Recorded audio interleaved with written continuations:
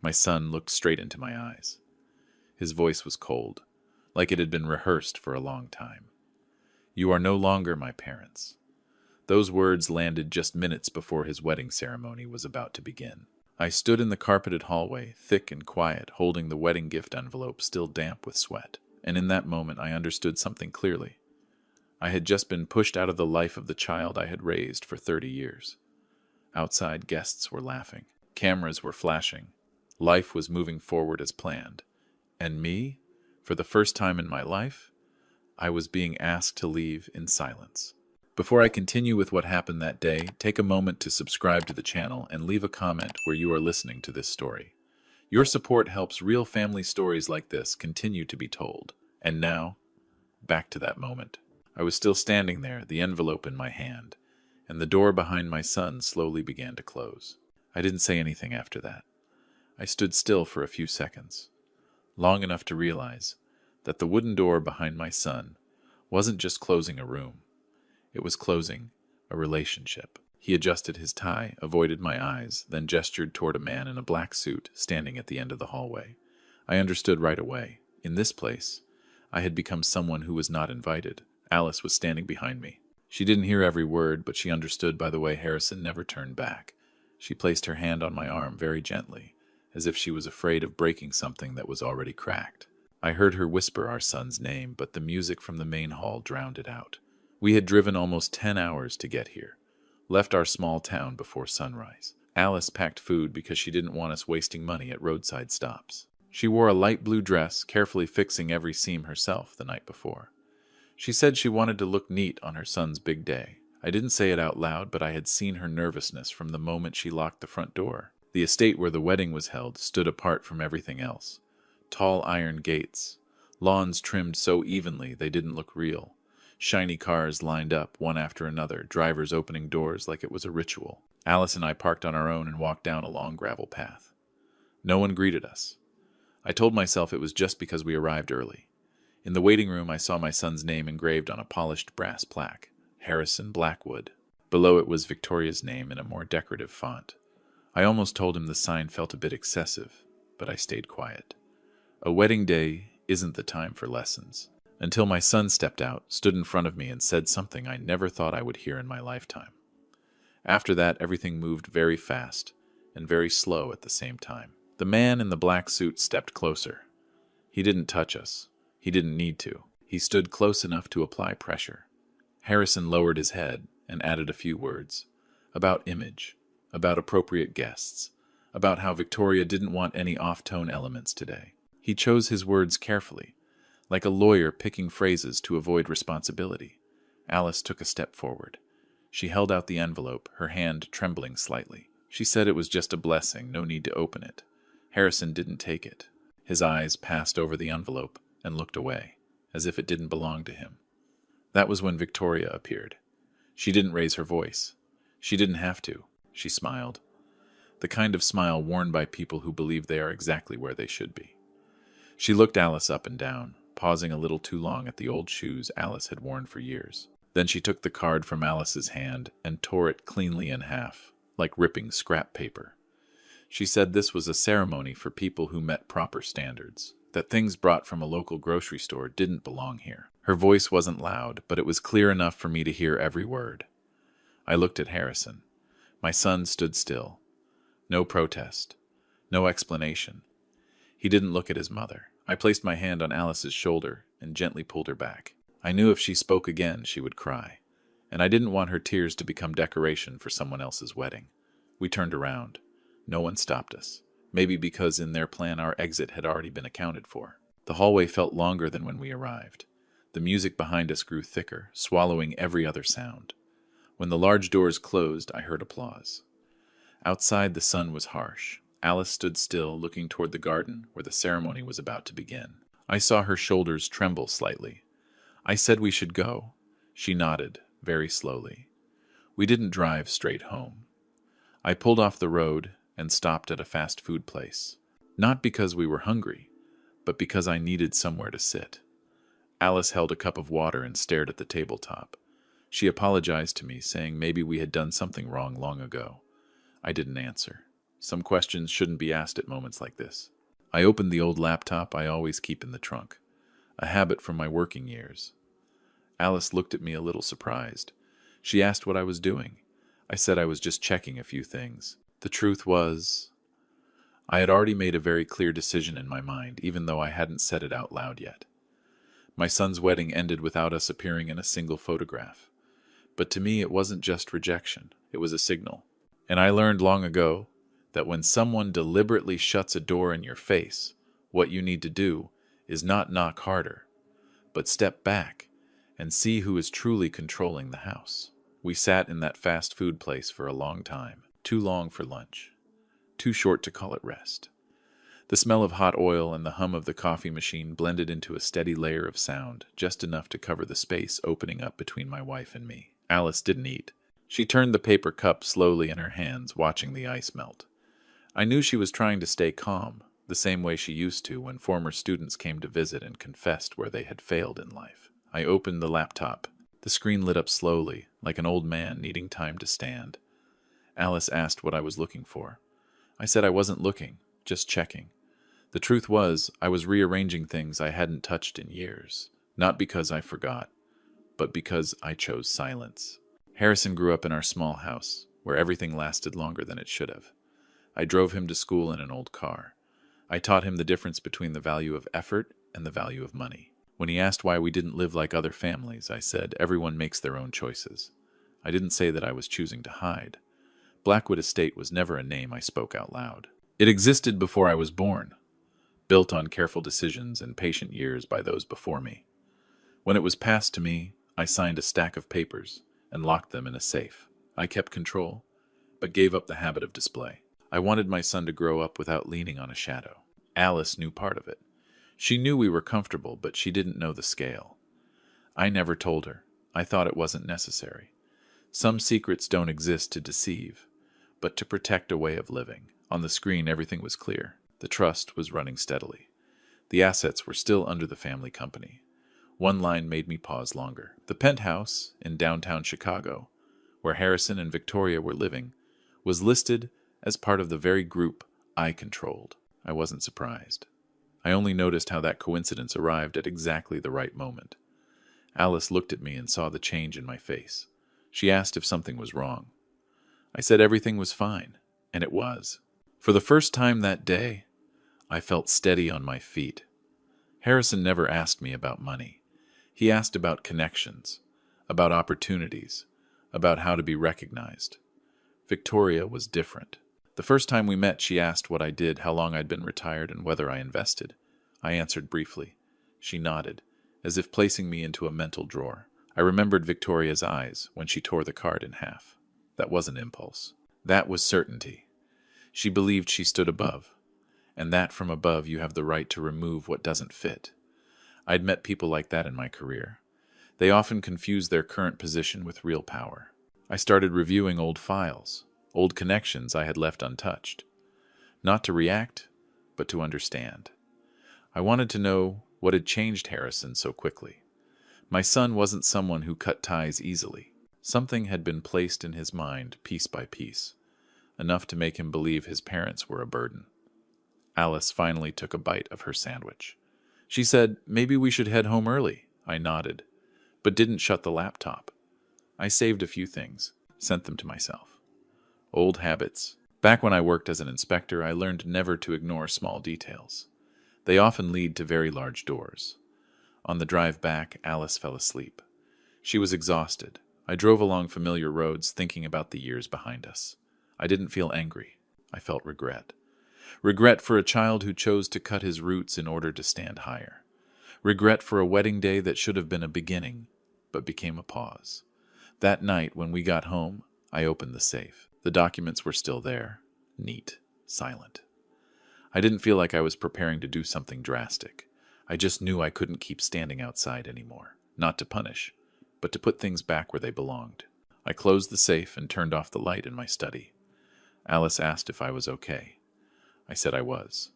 And this time, I believed it. Because when the truth is hidden for too long, it doesn't disappear. It just waits to be faced. And I knew that day had begun. The moment my son turned his back on me, in that thick carpeted hallway in Chicago. I didn't start by confronting my son. I knew that if I did, everything would slide in another direction, one where emotions took control and the truth became distorted. Instead, I did what I had done for years in my work. I observed, I gathered, and I waited for the picture to reveal itself. In the days after the wedding, Harrison didn't call. Alice didn't reach out either. She was afraid. Not of our son, but of making things worse. I respected that silence. But I didn't stay still. I began with the smallest things. Harrison's work schedule, the professional connections he had mentioned in past conversations. Names that kept coming up. Names I hadn't paid attention to before. I didn't need help. I only needed time. Victoria appeared at almost every intersection. She was present at partner meetings, at social events, and carefully arranged posts online. Everything looked perfect. Too perfect. I had learned that when someone controls their image too tightly, they are usually hiding something that doesn't sit right. I followed an old connection, someone I had worked with before retirement. Not to ask for favors, just to ask questions. The answer came slowly, but it was clear. Victoria had her own schedule, separate from her husband. She was meeting an older man, someone with influence in the field Harrison was trying to break into. That man also happened to be the largest partner of Harrison's company. I didn't rush to conclusions. I checked again, then again, and a third time. What emerged wasn't a personal mistake. It was a chain of deliberate choices. Victoria was building an exit for herself, while placing Harrison out front to absorb the risk. Documents, vague clauses, signatures placed in the right spots, at the wrong time. My son isn't foolish, but he is trusting the wrong person. What hurt me the most wasn't the betrayal between a young couple. It was the way Victoria planted doubt in Harrison's mind about his own parents. I read messages sent in a very familiar tone. Concern on the surface, protection pretended, and then careful guidance. She told him that Alice and I didn't support him, that we were holding him back, that we might even side with competitors, just to keep him small. Harrison believed it. Not completely, but enough to pull away, enough to turn his back in that hallway. I sat alone in my study, staring at the lines on the screen. I didn't feel anger. I felt a cold, empty space, where trust used to live. Alice came in with a cup of tea. She asked if I had found anything. I said yes, but it wasn't time to say everything. She didn't ask more. She always knows when to stop. I knew I had two options: expose everything at once and wake my son with a shock, or put things back into position first, so that when the truth surfaced, it wouldn't cause unnecessary collapse. I chose the second path. I started with the debt. Harrison's company was under more financial pressure than he realized. The terms were written to look manageable, but they were a slow trap. I bought those obligations through layers of intermediaries, quietly, legally. No one in Harrison's office knew. No one in Victoria's family noticed. To them, it was just a technical shift. To me, it was a line being drawn. I didn't do this to control my son. I did it to keep him from falling freely when the truth finally arrived. Over the years, I've seen people lose everything, not because of mistakes, but because no one was there to catch them when they trusted the wrong person. When everything was in my hands, I stopped.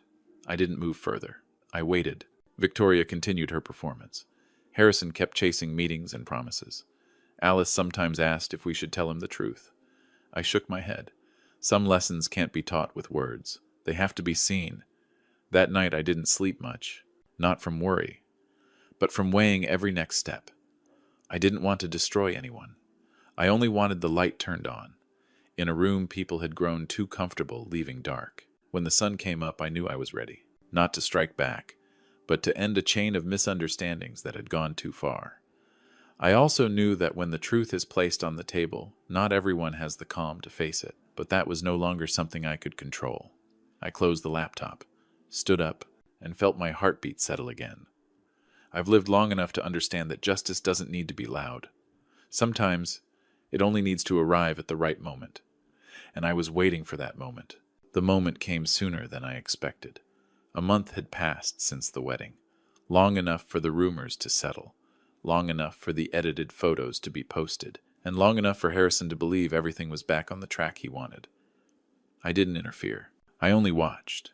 The charity gala took place on a Saturday night at an old hotel overlooking the river. Alice didn't want to go. She said she didn't belong in places like that. I told her this time we weren't going to belong. We were going to stand where we were supposed to stand. The car stopped at the red carpet. I saw the lights reflecting off the glass, heard the steady rhythm of high heels on stone. Alice held my hand a little tighter. I felt her heartbeat. Familiar, uneasy. I told her softly that we would walk slowly. There was no need to rush. Inside, everything was brighter than necessary. Short conversations, calculated handshakes. I saw Harrison from a distance standing beside Victoria. His suit fit well. His face carried a confidence I hadn't seen before. Victoria tilted her head, smiled at the right moments. She looked like she belonged. We were guided to the section reserved for honorary guests. Alice stopped. She looked at me as if asking whether there had been a mistake. I shook my head. There wasn't. Victoria saw us first. Her expression froze for a brief moment, then smoothed itself out. Harrison followed her gaze. He stood still. I couldn't read his face, only the confusion he was trying to suppress. I didn't walk toward them. I didn't need to. I knew the stage would call my name on its own. When the host began introducing the sponsors, the room gradually quieted. I heard my name spoken aloud. No grand titles, just clear and simple. Alice squeezed my hand. I stood up and walked to the stage, greeted by polite applause. I didn't look down right away. I took a slow breath. I wasn't there to explain myself. I was there to end a chain of misunderstandings. I spoke about the purpose of the evening, about the value of giving without needing recognition. I kept it short, enough to hold attention. Then I shifted my tone, gently, the way you do when speaking about something already decided. I said I had 2 gifts. The first gift, I said, was the release document for the penthouse, where my son was living. I didn't look at Harrison, but I knew he was listening. The room stirred softly. I said the debt had been resolved. Legally. Completely. No extra details. The second gift, I said, was not for my family. It was for transparency. I said that certain documents related to unclear financial activities by several companies had been submitted to the authorities before this evening. I stopped. No names were needed. I looked toward Victoria. She was still standing, but the smile was gone. Harrison turned to his wife as if asking a question. Victoria didn't look back. There was no chaos, no shouting, just a few well-dressed individuals entering quietly, exchanging brief words, then escorting Victoria away in tense silence. The room maintained its politeness, to the point of coldness. Conversations paused, then resumed lower and more cautious. Harrison stood there, unable to keep up with what was happening. He looked at me. For the first time since the wedding, he truly looked.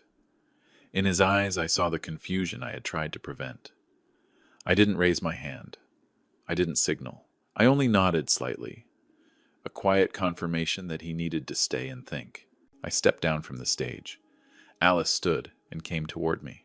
She didn't ask anything. She only said she wanted to go home. I agreed. On the way out, I heard whispers beginning to spread. Unclear, incomplete. I knew that by morning the story would be rewritten in many different ways. That no longer mattered. In the car, Alice asked if I felt lighter. I thought for a moment, then said I felt more aligned. She nodded. That night, Harrison didn't call. I wasn't expecting him to. Some conversations need time before they can exist. When we got home, I opened the door to my study and looked at the safe still closed. I didn't open it again. What needed to be set right had been set. What needed to be brought into the light had been revealed, without harming those who didn't belong in the fallout. I sat down and felt the quiet return. Not the quiet of avoidance, but the quiet that comes after doing what had to be done. I knew that for Harrison the night would be long, and for me, that was unavoidable. I turned off the light and stepped outside where Alice was waiting. I knew the hardest part of the story wasn't over yet. But for the first time since that thick carpeted hallway in Chicago, I believed things were moving toward the truth. Slowly, painfully, but necessarily. Harrison came earlier than I expected. It was still dawn. Mist lay across the front lawn. I was making coffee when I heard a car pull up. Alice stood by the window, looked out, then turned to me. She didn't say a word. She didn't need to. My son stood on the porch for a long time before knocking. When I opened the door, he lowered his head, not out of politeness, but because he didn't know where to begin. His face looked thinner than I remembered, as if in a single night he had been forced to look back on his entire life. We sat in the old living room, the same place where Harrison used to lie on the floor, doing homework as a boy. Alice made tea, then quietly stepped into the kitchen. She left the two of us alone, just as she always knows when to do. Harrison knelt down. The gesture made me stand up on instinct. I didn't want him to do that, but he stayed there, saying he was wrong, saying he trusted the wrong person, saying he let someone else define who his parents were. He spoke slowly, brokenly, as if hearing his own words for the first time. I didn't speak right away. I looked at him for a long time. In that moment, I didn't see a lawyer. I didn't see a man chasing the upper world. I only saw a child who had gone too far from where he began. I helped Harrison to his feet. I told him that an apology is not an ending. It's only a beginning. He nodded. Tears fell onto the old wooden floor silently. I handed him a set of keys. Not the keys to the penthouse. I told him I had sold it. The money had been transferred to a charitable fund in line with the values his mother and I always believed in. I told him his debt had been resolved. No one was chasing him anymore. But I was very clear about one thing. He was no longer standing on any platform I had built for him. I showed him a small apartment near the city center. Enough to live. Enough to start again. I said, I'm not giving you an easy life. I'm giving you a chance to begin again. Harrison gripped the keys tightly as if they were the heaviest thing he had ever held. Alice came back into the living room. She placed her hand on our son's shoulder. She didn't say much, only that she hoped he would be well, and that she hoped he would remember this family is not a place for comparison, but a place to return to when there is nothing left to prove. In the days that followed, Harrison moved out. He didn't ask about money again. He found a new job, smaller, less glamorous. I didn't interfere. I only watched from a distance the way a father should when his child is old enough to take responsibility. Alice and I began a different life. Not richer, not poorer. We went to places we had always wanted to visit but kept postponing. No rush, no display, just living at our own pace. One afternoon, we stood by Lake Michigan. The wind was gentle, the water reflected the sunset. Alice held my hand and asked if I had any regrets. I thought for a moment, then shook my head. I said some losses are necessary to protect values that cannot be replaced. I turned toward the camera, not to speak to anyone in particular, but as if speaking to myself. I said that family is not built on status or money. It is built on respect. When you cut off your roots to reach for the sun, you will soon wither in that very light. The sun sank lower. Alice and I stood there, saying nothing more. Our story didn't end with punishment. It ended with understanding. And for me, that was a good enough ending. Thank you for staying until the end of this story. If it made you reflect on family, on respect, and on the boundaries that matter, please like, subscribe, and share so more people can have a chance to listen. Every bit of support helps real stories like this continue to be told. The message I want to leave you with is simple. Family is not a place to display success, but the place where we learn how to be human before we learn how to succeed.